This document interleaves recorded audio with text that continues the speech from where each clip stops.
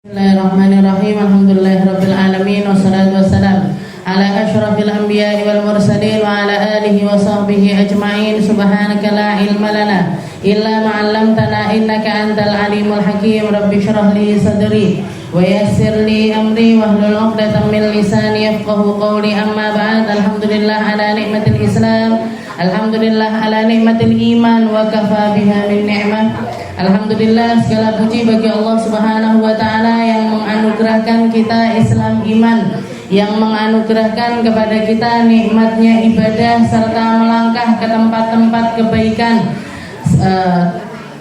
dan juga kita berada di dalam keadaan yang indah, dalam keadaan yang aman, dalam keadaan tidak kurang satu apapun dari kita. Tidak ada perkara-perkara yang menakutkan di sekeliling kita. Mungkin apa yang kita rasakan juga akan terus dirasakan oleh anak cucu kita. Apa yang kita tanam semoga menjadi kebaikan, buah kebaikan bagi anak cucu kita. Apa yang kita usahakan menjadi penyebab adanya tumbuhnya kebaikan-kebaikan yang lainnya yang ada di sekitaran kita. Dan mungkin Allah Subhanahu wa taala selalu menjaga kita, selalu menyehatkan kita, selalu menggembirakan kita, selalu menghadirkan perkara-perkara yang indah di dalam kehidupan kita, dan semuanya menjadi penyebab dekatnya kita kepada Nabi kita, Nabi Muhammad sallallahu alaihi wasallam. Mungkin semua orang yang kita sayangi selamat. Mungkin semua orang yang kita sayangi masuk surga. Mungkin semua orang yang kita sayangi masuk di dalam rahmat dan juga ridhonya Allah fid dini wad dunya wal akhirah. Dalam urusan dunianya, dalam urusan kuburnya, dalam urusan akhiratnya, dalam urusan dohir serta batinnya, semoga semuanya selalu ada di dalam naungannya Allah Subhanahu wa taala lewat apa yang disampaikan oleh Nabi kita, Nabi Muhammad sallallahu alaihi wasallam. Kita lanjutkan pembahasan kita di dalam kitab Risalatul Muawanah wal Mudhaharah wal Mu'azarah. Karya dari Al-Habib Abdullah bin Alawi Al-Haddad ila anqal. Kalau minggu yang lalu kita bahas tentang senyum, bahas tentang pentingnya tersenyum dan seperti apa senyumannya Rasulullah sallallahu alaihi wasallam, maka perlu kita ketahui bahwasanya senyuman itu bukanlah kebiasaan, laisal ada. Senyum itu bukanlah sebuah kebiasaan, tapi senyum itu adalah sebuah ibadah. Maka setiap ibadah bisa diusahakan. Setiap ibadah itu bisa diusahakan, bisa ditingkatkan, bisa dipaksakan, bisa dipaksakan. Kalau ada orang mengatakan ini raut muka saya ini memang mukanya jutek, memang mukanya ketus, memang mukanya itu nggak bisa senyum, bukan nggak bisa senyum, tapi kurang mengusahakan untuk senyum. Dan jenengan seindah apapun lipstik yang jenengan pakai atau semahal apapun, lek metutut panggah elek.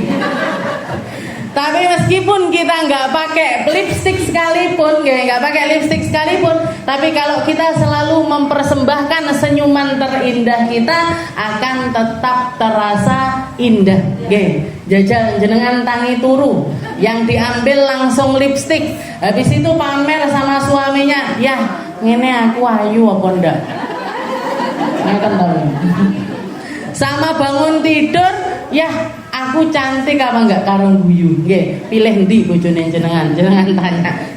Pasti pilih yang pakai senyuman, pasti pilih yang pakai senyuman. Jadi senyum itu adalah ibadah. Ibadah yang diajarkan oleh Nabi Muhammad sallallahu alaihi wasallam, dilestarikan oleh para sahabatnya Nabi, diajarkan turun temurun sampai kepada kita sekarang ini. Setelah itu Habib Abdullah bin Alawi Al-Haddad juga mengatakan wahdar antahjar musliman lahdata nafsik. Katanya beliau, setelah beliau membahas tentang senyuman, katanya beliau, setelah itu caranya memangkas kebencian di dalam hati, caranya bersihkan hati dari kebencian yang dohir sebelum yang batin. Yang dohir dulu dibersihkan, baru pelan-pelan kita akan masuk ke dalam pembersihan kebencian secara batiniah. Jadi dohirnya dulu yang di benak nih, luarnya dulu yang diaturkan. Syariatnya Allah Subhanahu wa taala itu datang untuk ngatur dohirnya kita. Tapi yang dohir ini tadi nggak akan masuk ke dalam intinya kalau nggak dimasukkan di dalamnya itu ilmu tasawuf, kalau nggak ada tazkiyatun nafas, kalau nggak ada pembersihan hati. Sholatnya jenengan hanya akan menjadi sholat dohir kalau kita nggak memasukkan tazkiyah di dalam sholat kita. Nggak dimasuki khusyuk, nggak dimasuki rasa cinta, nggak dimasuki tresno, nggak dimasuki rindu, nggak dimasuki perkara-perkara yang indah. Sholat kita hanya akan menjadi sholat secara dohir saja. Puasa nggih ngoten, puasa kita hanya akan menjadi puasa dohir kalau sisi-sisi batiniahnya enggak kita perhitungkan. Makanya katanya Nabi Muhammad kan min shaim, laisa lahu min siyamihi illa al-atash wal ju'. Berapa banyak orang puasa itu yang didapat cuman lapar sama haus. Kenapa? Karena maksiatnya jalan terus, ghibahnya jalan terus, bohongnya jalan terus, jadi pembersihan batinnya itu nggak ada. Nah, maka di sini beliau ngajarkan senyum, biar apa? Biar yang tampak dari kita itu indah, ben sing ketoki apik dhisik. Setelah itu juga kita bersihkan kebencian dohir dengan cara apa? Wahdar antahjar musliman lahdatan nafsik. Jangan sampai kita itu nggak nyapa orang muslim lainnya walaupun cuma sebentar. Jadi kalau tukaran, no boleh. Wong dhewe lek satru-satrunan, kalau kita satru sama orang ini secepat mungkin harus diselesaikan. Secepat mungkin harus diselesaikan. Apalagi kalau kaitannya itu sama orang-orang terdekat kita. Ibu kita, ayah kita. Emang ada orang nggak nyapa ibu bapaknya? Banyak sekarang. Orang dikei warisan disatru ibu nggak dikasih HP marah sama bapaknya. Nggak dituruti keinginannya, bisa ngamuk-ngamuk sama orang tuanya, dekem diri di dalam rumah, nggak mau nyapa, nggak mau komunikasi, nggak mau ngapa-ngapain sama orang tua mereka. Dikatakan orang-orang yang nggak nyapa sama orang lain itu jatahnya untuk menyuslih, untuk memperbaiki itu seajarannya Nabi 3 hari. Jadi maksimal kalau kita mau benci sama orang atau mau ngingu kebencian di dalam hati, itu pol-pole 3 hari harus sudah selesai. Kenapa? Lebih dari itu percuma sholat kita. Salah satu latur sholatahum fawqa ru'usihim shibran. Katanya Nabi, ada orang-orang yang sholatnya itu nggak akan naik barang sejengkal dari dirinya. Kok diterima? Naik aja enggak? Naik aja tidak. Kenapa? Salah satunya siapa? Orang yang enggak sapaan sama saudara muslim lainnya. Itu kalau sama orang lain jatahnya 3 hari. Tapi kalau sama orang tua kita, sama mertua kita, sama suami kita, sama guru-guru kita, itu lahdoh. Walaupun cuma sebentar, sholatnya langsung tidak diterima sama Allah Subhanahu wa ta'ala. Jadi percuma dia mau sholat, mau puasa, mau zakat, mau sedekah, mau ibadah apapun, haji bahkan umroh sekalipun, kalau nggak nyapa saudara muslim lainnya dan nggak punya keinginan untuk memperbaiki hubungan, maka orang ini tidak akan diterima ibadah apapun darinya. Tidak diterima sama Allah Subhanahu wa ta'ala. Jadi kalau sama orang lain jatahnya 3 hari. Kalau sama orang tua sendiri, sama orang-orang terdekat kita, walaupun cuma sebentar. Jadi marah sekarang, kalau kita ketemu sholat, misalkan nanti mau sholat duhur, pagi tukaran, siang mau sholat duhur, ini sebelum duhur harus sudah diselesaikan. Biar apa? Biar kita nggak tercatat sebagai orang-orang yang amalnya itu nggak diterima sama Allah Subhanahu wa ta'ala. Sampai seperti itu. Ini yang dohir. Jadi untuk pelatihan bagi kita, kalau kamu masalah perkara istilahnya tentang hal-hal yang sepele aja kamu terkalahkan oleh hawa nafsumu, apalagi dengan fitnah-fitnah besar lainnya. Kalau kamu sendiri antara hubunganmu dengan orang-orang terdekatmu ini nggak bisa terhubung dengan baik, jangan harapkan kamu bisa punya hubungan lebih baik dengan Allah Ta'ala, dengan Rasulullah Sallallahu Alaihi Wasallam. Jadi orang-orang sekitaran kita ini, orang-orang sekitaran kita ini adalah pembuktian posisi kita di sisi Allah Ta'ala. Hubungan kita sama Allah Ta'ala itu bakalan baik, bakalan lancar, bakalan mulus kalau kita sama orang-orang terdekat kita ini juga punya hubungan-hubungan yang baik. Makanya dicatat Bu, aku ndak soponan karo wong iki, dicatat. Sing wong iki dicatat. Iki sing utang gak bayar-bayar, sing iki sing gaene jikui pelem neng omah misalkan. Atau ini apa? Jangan bikin list, jangan bikin list. Habis itu kalau misalkan, kalau misalkan kita butuh untuk mendapatkan hak kita dari mereka, jangan omongkan secara langsung, jangan omongkan secara langsung. Jadi misalkan kita nggak nyapa dia karena dia ditagih utang bolak-balik nggak bayar-bayar, utang bolak-balik, utang sama jenengan bolak-balik nggak dibayar-bayar, ditagih bolak-balik nggak dibayar-bayar. Jenengan datangi, Mbak, daripada hati saya setiap kali ketemu sama jenengan ini sakit terus, pegel terus, akhirnya saya ndak nyopo jenengan, ndak nyopo jenengan. Maka kalau kita bisa membebaskan, bebaskan.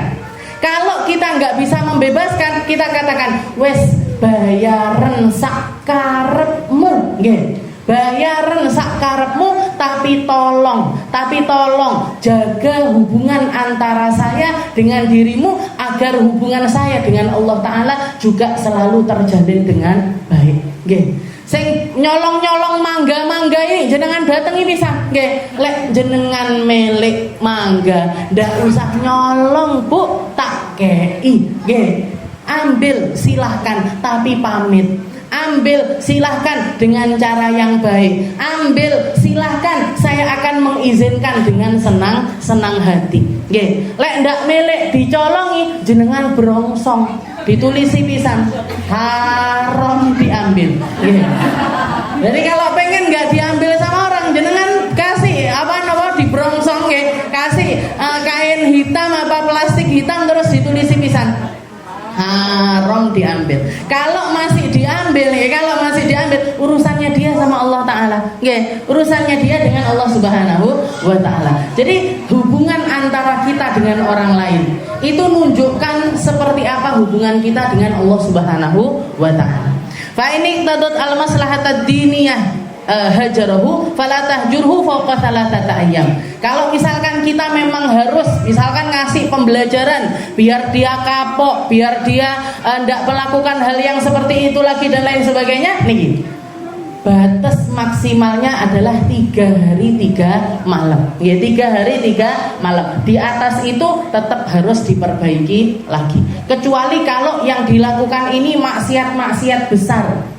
Maksiat-maksiat besar itu para ulama memperbolehkan sampai 40 hari.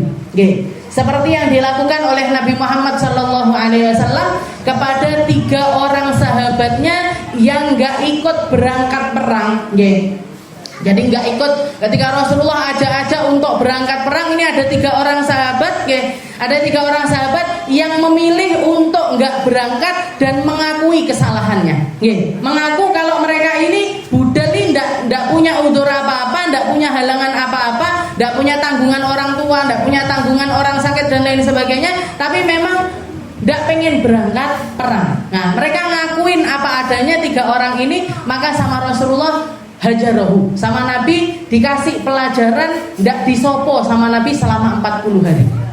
Ndak disopo sama Nabi selama 40 hari. Bahkan mereka mengucapkan salam ndak dijawab salamnya sama Rasulullah Shallallahu Alaihi Wasallam. Yang nggak ngaku banyak, jadi yang nggak ngaku banyak. Yang ngaku cuma 3 orang ini. Tapi berkat dari 3 orang ini turun di hari ke-40 turun ayat yang mengatakan kepada Nabi Muhammad SAW, wa 'ala tsalatsatil ladzina khulifu. Ayat ini diturunkan untuk 3 orang yang memilih untuk jujur di hadapan Nabi Muhammad SAW ketika sekian banyak orang itu memilih untuk berbohong. Apa katanya Allah Ta'ala? Allah Ta'ala nerima taubatnya mereka, diampuni dosa-dosanya, diampuni dosa-dosanya, dikasih rahmatnya, dikasih fadilah dari Allah Subhanahu Wa Ta'ala dan lain sebagainya. Itu di hari ke-40. Begitu ayat itu turun setelah sholat subuh, Rasulullah langsung nyuruh 3 orang sahabat untuk mengabarkan kepada 3 orang ini tentang kabar gembira tersebut. Jadi setelah 40 hari baru disapa lagi oleh Rasulullah SAW. Jadi kalau kita mau ngasih pembelajaran misalkan, karena yang dilakukan ini terlalu berat, minum khamr misalkan, atau berzina, atau berjudi dan lain sebagainya, kita pengen ngasih pembelajaran sama orang ini, boleh sampai hari ke-40. Hari ke-40. Tapi niatnya untuk mendidik, bukan untuk membenci orang tersebut, bukan untuk membenci mereka. Faqad qala alaihi salatu wasallam, Nabi Muhammad sallallahu alaihi wasallam mengatakan, man hajara akhahu fawqa thalatha adkhalahu Allahu an-nar illa ayatadarakahu Allah birahmah. Katanya Rasulullah SAW pernah mengatakan, barang siapa yang enggak nyapa saudaranya di atas 3 hari, Allah Ta'ala akan memasukkan dia ke dalam neraka, adkhalahu Allahun nar illa antadarakallahu birahmah, kecuali yang dirahmati sama Allah Subhanahu wa Ta'ala. Jadi masuk neraka dulu. Kalau dirahmati dikeluarkan, kalau enggak dirahmati ya tetap ada di dalam neraka. Naudzubillah. Wa mahallu hadza idza kana al-hajar lit-ta'dib fa amma idza kana li itsyanihi batilan aw tarkuhu haqqan fala akhira lahu illa biruju'ihi ilal haqq. Jadi kalau yang diajarkan sama Nabi pernah didik para sahabat ini yang melakukan kemaksiatan itu selama 40 hari, tapi katanya Habib Abdullah, kalau misalkan 40 hari itu pun ternyata masih tidak membuat mereka ini taubat, tidak bikin mereka ini kembali kepada Allah Subhanahu wa Ta'ala, maka boleh lebih dari itu sampai dia ini sadar, sampai orangnya ini tadi sadar, sampai sadar boleh. Lek enggak, istilahnya kalau sadar kita kembali untuk istilahnya muamalah baik lagi sama dia. Tapi kalau dia enggak berubah, ya tetap kita memilih untuk menghindari orang-orang tersebut. Jadi kembali lagi, ini senengnya karena Allah, bencinya juga karena Allah. Nyapa orang karena Allah, enggak nyapa orang juga karena Allah. Senyum karena Allah, enggak senyum juga karena Allah. Benci ataupun cinta kita tergantung dengan apa yang diridhoi oleh Allah Subhanahu wa Ta'ala. Jadi amaliyah dohirnya seperti ini, ditambah dengan tazkiyah di dalam hati kita, maka itu akan menambah kedekatan kita dengan Allah Subhanahu wa Ta'ala. Setelah itu beliau mengatakan, wa alaika bi idharil farah wal istibsyaru bi kulli ma yatajaddad lil muslimina minal masar kanuzulil amtar wa rakhaul as'ar wa dhuhuruhum 'alal baghidina wal kufar. Setelah itu beliau mengajarkan bi idharil farah, kalau lagi gembira tampakkan, menampakkan kegembiraan itu termasuk sunnah yang diajarkan oleh Nabi Muhammad SAW. Bahkan kalau kita lihat, kalau kita perhatikan, Nabi Muhammad itu aslul afrah, asal atau ujung pangkal dari setiap kegembiraan itu, puncaknya, asal usulnya semuanya ada pada diri Nabi kita Nabi Muhammad SAW. Allah Ta'ala nyiptakan bumi karena Nabi Muhammad. Allah Ta'ala nyiptakan langit karena Nabi Muhammad. Allah Ta'ala nyiptakan surga neraka karena Nabi Muhammad. Jadi aslul afrah, semua asal usul, Allah Ta'ala nyiptakan Nabi Muhammad sebagai bentuk cintanya sama manusia, sebagai bentuk rahmatnya kepada manusia, sebagai bentuk ketauladanan untuk umat manusia. Jadi kalau orang mau gembira seutuhnya, jenengan kalau saya ini golek senengi piye carane? Seneng yang memang murni kesenangan. Gembira yang memang murni ini kegembiraan itu nyarinya di mana? Nggih, nyarinya di mana? Kalau orang sekarang kan semuanya galau nyari kegembiraan. Sing senengane klambi, tuku klambi terus.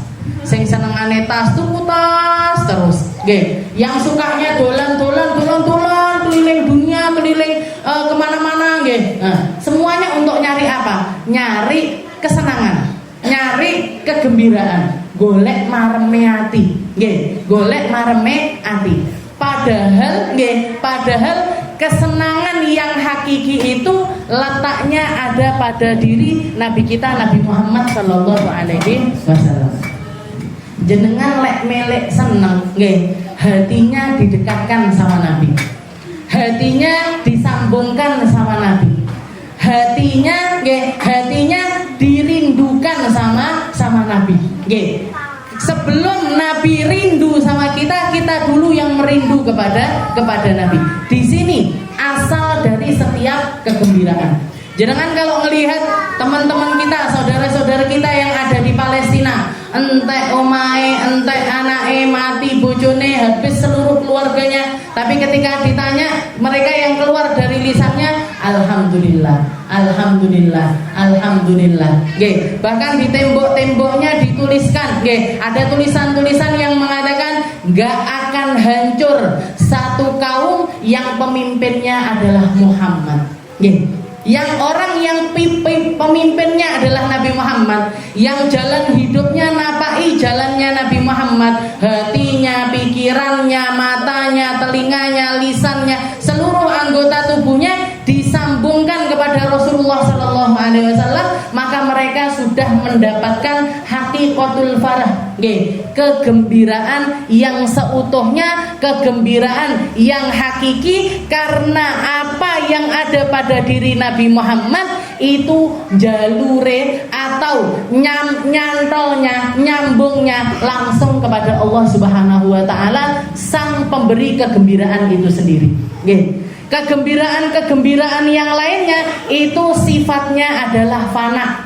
Sifatnya itu ada jangka waktunya, enek enteke, orang menganggap aku iso ngilangne pikiran, aku lagi stres, aku lagi ini, saya ini hilang kalau minum, minum khamr, minum minuman keras dan lain sebagainya, minum dia akhirnya, sampai semaput, bertangi turu, panggah sumpek no mboten.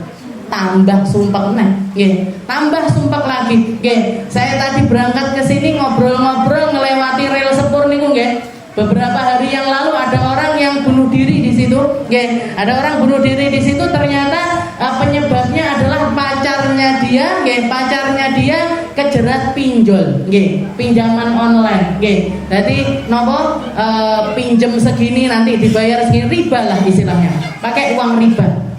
Jadi kejiret talinya setan, kejiret talinya setan, akhirnya pacarnya ini diputuskan, akhirnya pilih untuk putus diri, karena badannya putus, jadi ketabrak sepur itu sampai badannya itu tugel jadi dua, bahkan dikatakan begitu kepotong, datang sepur kedua nabrak lagi, jadi ketabrak sepure peng dua, kenapa? Padahal umurnya masih 20 tahun, 20 apa 21 tahun, istilahnya lek jenengan yang ibu-ibu yang ini, nenek-nenek ini, kalau ngelihat ke mereka ini, abah saya kalau ngasih isyarat, lek wayangan gitu sik noto durung main, gitu.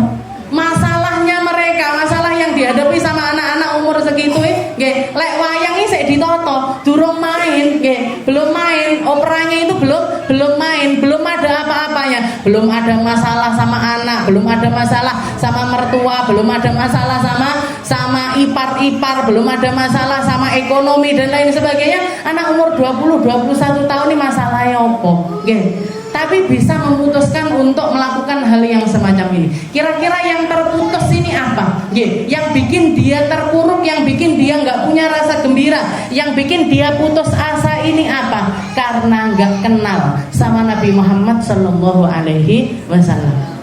Karena nggak kenal hakikatul hayah, hidup itu nyari apa? Hidup itu ngapain? Ngisi kehidupan itu dengan apa? Nanti porone neng endi? Orang yang mati bunuh diri diceritakan sama Nabi Muhammad SAW, ketika beliau mal Isra Mi'raj ngelihat ada orang terjun dari atas jurang, jatuh dinaikkan lagi, jatuh lagi, dinaikkan lagi, jatuh lagi. Ada orang yang gantung diri, mati, gantung diri lagi, mati lagi, gantung diri lagi, mati lagi. Ditanya sama Nabi Muhammad, ini siapa ini wahai Jibril? Kok mereka melakukan hal-hal semacam itu kepada diri mereka sendiri dan dilakukan secara berulang-ulang? Katanya malaikat Jibril, mereka adalah orang-orang yang memilih untuk bunuh diri.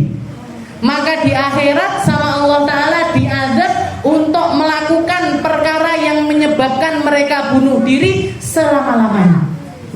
Jadi lek mati nih ketabrak sepur, nanti di akhirat di neraka gimana? Yo ngeletak ditabrak sepur, ndak mati, balik lagi, tabrak lagi, nggak mati, balik lagi, tabrak lagi. Rasa sakitnya sama persis, bahkan berkali-kali lipat dibandingkan itu, dan itu terus dilakukan selama-lamanya. Jadi orang yang mati bunuh diri itu seperti itu. Kenapa? Karena ini maksiat terbesar. Dikasih hidup sama Allah Ta'ala malah milih mati.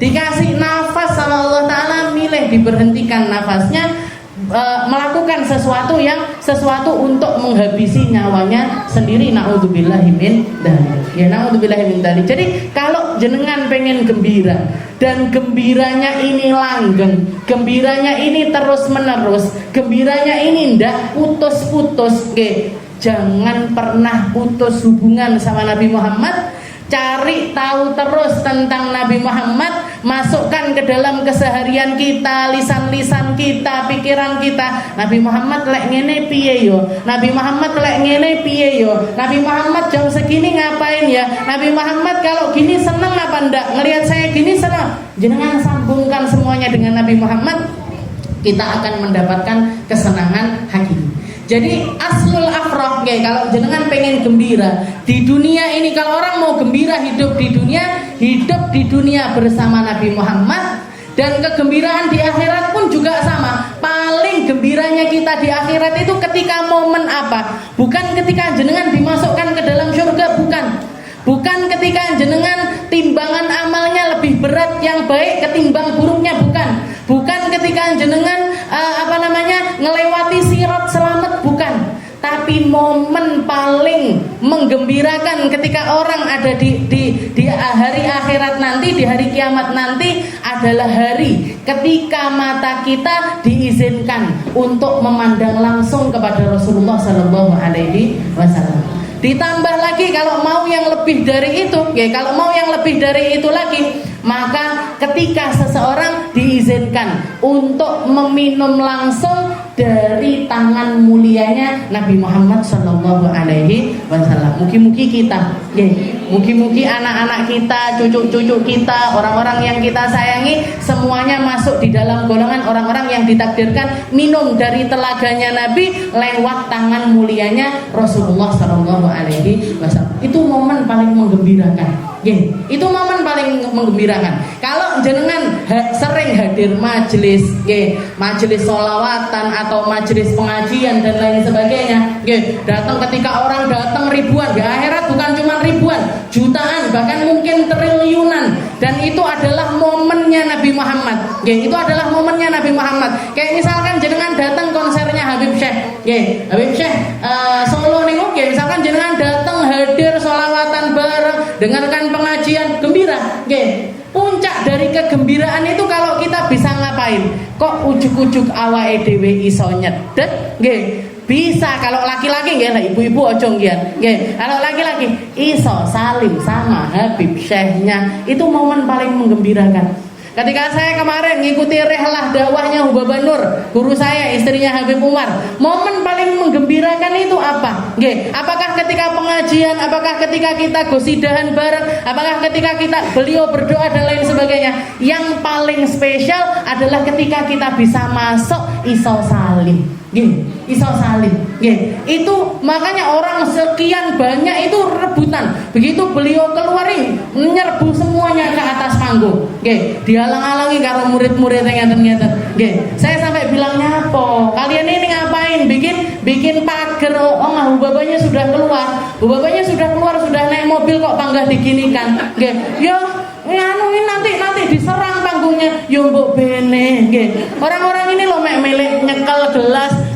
dekat sama Hubabah Nur. Okay. Yang melek megang sofa yang bekas diduduki sama Hubabah Nur. Kakak saya itu sampai berdiri di pinggiran pintu itu, ada satu orang datang sama nangis-nangis. Ustazah, jenengan tadi apa salim sama Hubabah Nur? Boten Bu, saya bagian jaga di pintu. Tapi jenengan kan muridnya. Iya muridnya. Jenengan kan nanti bisa salim. Saya tak malu jenengan gitu kan kakak saya. Jadi karena apa? Karena cinta. Karena cinta, orang yang punya kecintaan sama Nabi Muhammad SAW, momen paling gembira di dalam hidup mereka ini ketika apa? Ketika bisa deket sama Nabi, bisa ngelihat sama Nabi, bisa salim sama Nabi, bisa minum dari tangan mulianya beliau, diladeni satu-satu untuk minum dari telaga Al-Kautsar. Jadi bukan ketika kita masuk surga. Masuk surga itu gembira.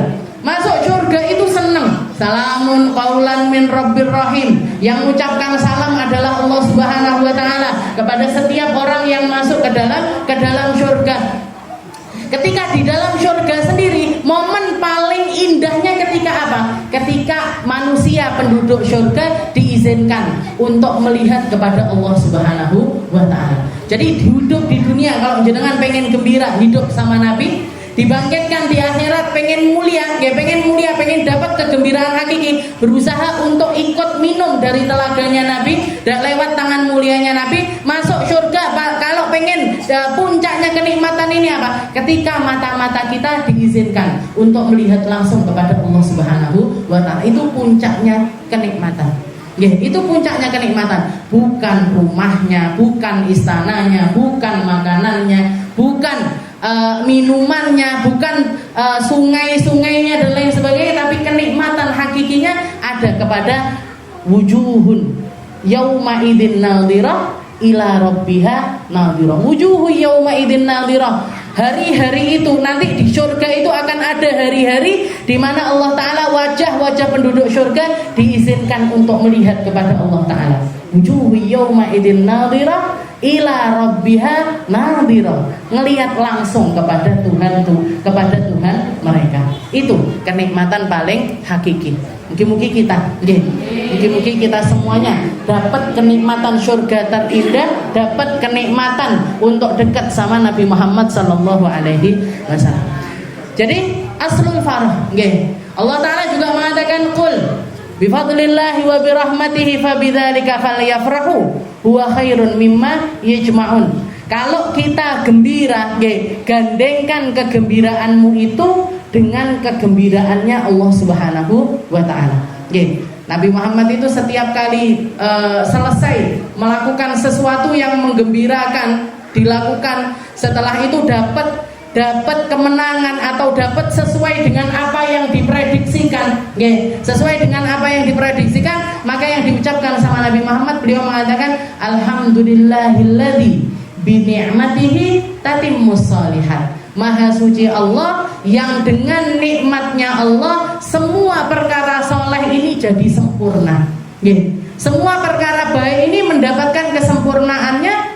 Maka yang dilakukan pertama adalah memuji kepada Allah Subhanahu wa taala. Selesai bangun masjid, alhamdulillah illadzi bi ni'matihi tatimmus shalihat. Selesai peperangan, alhamdulillahilladzi bi ni'matihi tatimmus shalihat. Itu yang dilakukan sama. Jadi digandeng nikmat sama kegembiraan manusia dengan kegembiraannya Allah, kesenangannya manusia dengan kesenangannya Allah, syukurnya kita dengan syukur kepada Allah. Itu selalu digandengkan. Itu yang akan membuat kalau kita dapat nikmat, nggak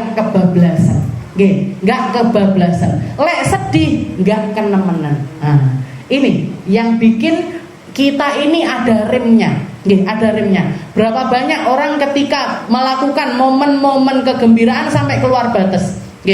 Bikin acara nikahan, bikin acara resepsian sampai lali sholat, gitu. Sampai lupa sholat.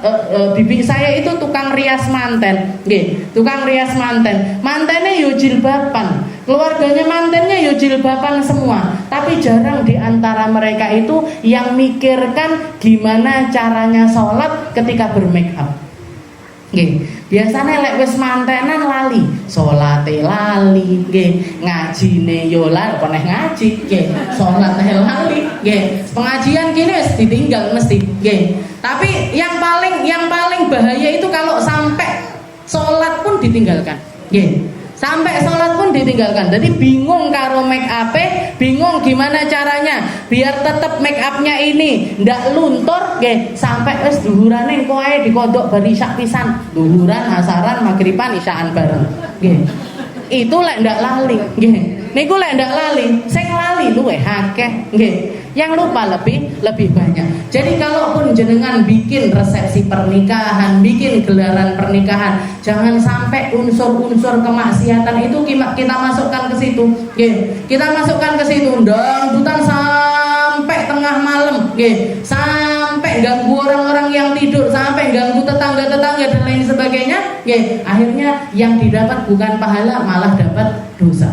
Bikin acara pernikahan campur aduk lanang wedok dadi siji, nggih, senggol-senggolan dan lain sebagainya, nggih. Istilahnya ruangannya cuma cukup untuk 100 orang diisi 200 orang. Niku kan wis ngeten kabeh. Nggih, lanang wedok bisa, nggih. Kalau masih perempuan aja, nggih, perempuan ada tempat sendiri, laki-laki ada tempat sendiri, ini masih mending, nggih. Tapi kalau sudah campur aduk jadi satu, nggih, semua dosa yang terjadi di situ ditanggung sama yang punya hajat, nggih, sama yang gelar pernikahan. Sudahlah keluar ongkos, keluar uang, keluar biaya banyak, dosa bisa, nggih. Nah, dosa lagi masih ditambah dengan dosa. Naudzubillah min dari. Jadi ditoto sing api, sing rapi, biar tetap diridhoi sama Allah, biar tetap bisa nyenengkan Rasulullah, biar bisa tetap menghormati orang-orang yang ada di sekitaran kita, tetap menghormati orang-orang yang datang kita undang, nggih. Karena orang ketika datang ke resepsi pernikahan kita, ini kan mereka dapat undangan. Kalau jenengan ngundang orang berarti punya kewajiban untuk hormat sama tamu undangan tersebut. Nggih, ndak terus teko-teko mulih-mulih mangan-mangan ngombe-ngombe mboten ngoten. Nggih, jadi datang dipersilahkan duduk, lek iso ngladeni diladeni, nggih, dipersilahkan untuk makan, dipersilahkan untuk minum dan lain sebagainya. Habis itu salam-salaman, nggih. Dan sambil yang dicari dari resepsi pernikahan ini sebenarnya apa sih, Bu? Nggih, yang dicari dari resepsi pernikahan ini apa? Doanya orang-orang yang datang, restunya dari orang-orang yang datang. Kalau saya lihat sekarang restu, doa, dan omongan-omongan indah itu cuman jadi formalitas saja. Kami mengharapkan doa restu dari para hadirin, tapi teko ndak dijaluki, nggih, ndak terus doanya nggih mboten, nggih. Wis pokoke teko diladeni mangan-mangono kuwi tak cepakne di situ. Nggih, seperti itu. Jadi cuman sekedar sing penting aku seneng, sing penting aku ayu, sing penting fotoku apik, nggih. Niku sekarang yang jadi patokannya orang bikin resepsi niku nggih, pokoknya dekore apik, panggone apik, mantene ayu, nggih. Keluargane manten fotone ayu kabeh, nggih.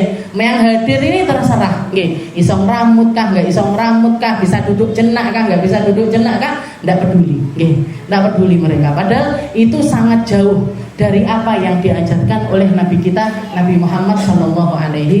Jadi bikin acara resepsi itu hukumnya sunnah, diajarkan sama Nabi. Bahkan Nabi Muhammad mengatakan ketika pernikahan putrinya beliau, Sayyidah Fatimah Zahra, a'linun nikah wadribu alaihim bidduf. Katanya Nabi, siarkan sama semua orang, nggih. Siarkan sama semua orang, kasih tahu orang-orang kalau putriku sudah ketemu jodohnya, nggih. Kalau putriku sudah akan menikah, wadribu alaihim bidduf. Setelah itu sambut pernikahannya ini dengan kalian menabuhkan genderang-genderang, nggih, genderang-genderangnya kalian. Napa? Terbangan niku. Rebanaan, nggih, rebanaan. Jadi ndak apa-apa, seneng-seneng ndak apa-apa, gembira-gembira ndak apa-apa, joget-joget ndak apa-apa, nggih, tapi yang bermartabat, nggih, tapi yang indah, tapi yang sopan, tapi yang sampai ndak keluar batas, nggih. Pak, bapak-bapak joget-joget di tempat sendiri, ibu-ibu joget-joget di tempat sendiri. Tabuhan yang indah-indah, yang musiknya itu enggak sing napa? Saiki lagu-lagu niku kan wis ngoten niku lah, nggih jenengan roh dhewe, sampai sak badan obah kabeh, nggih horok kabeh, nggih. Ngoten niku napa ada cantik-cantiknya? Enggak ada cantik-cantiknya, enggak ada indah-indahnya, enggak ada sopan-sopannya. Nggih. Jadi Rasulullah juga pernah ketika hari raya orang-orang dari Sudan datang, nggih, ke masjidnya Nabi sambil membawa rebana, sambil nari-nari, nggih. Di masjidnya Nabi, nggih, joget-joget di masjidnya Nabi kaum laki-laki, nggih. Katanya Rasulullah ingat, nggih, ini mesti Sayyidah Aisyah seneng kalau nonton kayak gini, ini mesti seneng karena beliau masih muda. Datang diparani rumahnya Sayyidah Aisyah, dibilang wahai Aisyah itu ada rame-rame di masjid, nggih. Maka Sayyidah Aisyah di belakangnya Nabi sembunyi di balik pundaknya Nabi, nginceng ke laki-laki yang lagi joget-joget, orang-orang Afrika itu yang lagi heboh di dalam masjidnya Nabi. Katanya Sayyidah Aisyah ditanya terus sama Nabi, "Piye, sudah cukup? Belum ya Rasul? Sudah cukup? Belum ya Rasul? Saya apik." Nggih, ngoten. Sayyidah Aisyah ngelihat sampai selesai.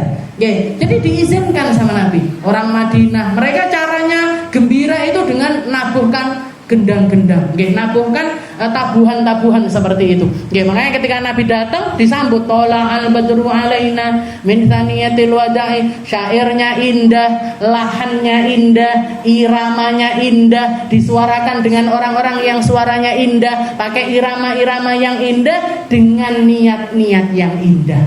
Nggih, dadi kabeh menyatu jadi satu kesatuan. Ridho mereka dengan Allah Ta'ala sebagai Tuhannya dan aturan yang didatangkan oleh Allah Ta'ala lewat lisan Nabi Muhammad SAW, maka Allah Ta'ala juga ridho sama mereka. Pernikahannya diberkahi, dikasih anak turun yang baik-baik, dikasih anak cucu yang solih-solihah. Kenapa? Ridhonya Allah Ta'ala meliputi mereka bahkan sebelum anak-anak itu lahir.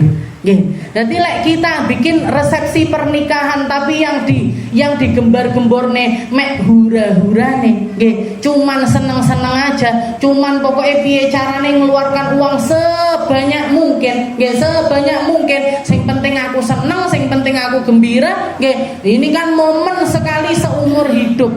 Siapa yang jamin? Pernikahan yang katanya orang ini pernikahan sekali seumur hidup, sinten sing jamin? Kalau orang nikah itu cuma sekali seumur hidup. Berapa banyak orang nikah 4 bulan pegatan, setahun pegatan, 2 tahun pegatan, 5 tahun pegatan, bahkan ada yang 20 tahun pegatan dia. Berapa banyak? Kemarin saya baru dicurhati orang, baru 4 bulan nikah, baru 4 bulan nikah. Ternyata ketahuan kalau suaminya ini tukang nggak bener pokoknya.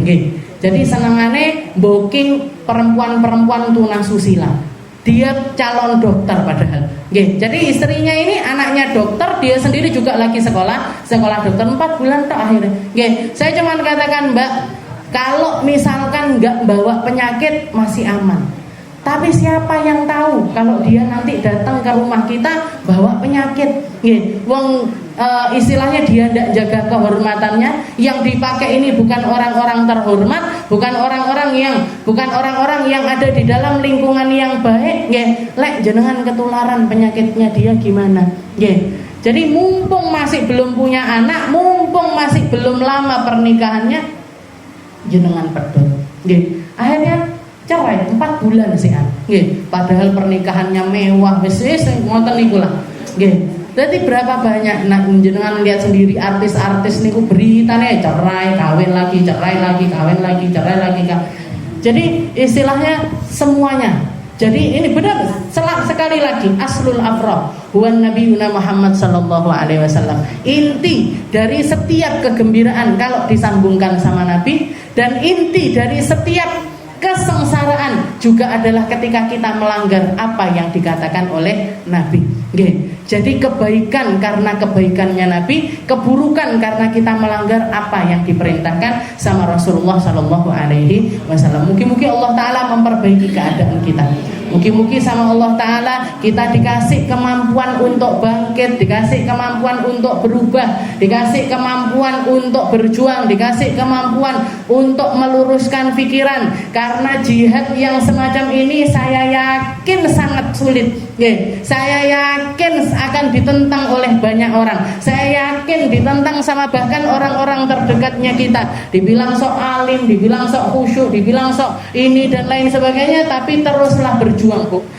Teruslah memperbaiki diri, teruslah untuk memperbaiki keadaan yang ada di sekitaran kita. Mugi-mugi kalaupun kita masih menemukan keadaan yang semacam ini, mugi-mugi generasi setelah kita menemukan keadaan yang lebih baik, lingkungan yang lebih baik, lingkungan yang lebih indah, lingkungan yang lebih kenal sama Nabi, lingkungan yang lebih kenal dengan Allah Ta'ala, lingkungan yang diberkahi sama Allah Subhanahu wa Ta'ala. Ala hadhihi niyah wa ala niyatin salihah wa ila hadratin Nabi Muhammad sallallahu alaihi wasallam bisirril Fatihah.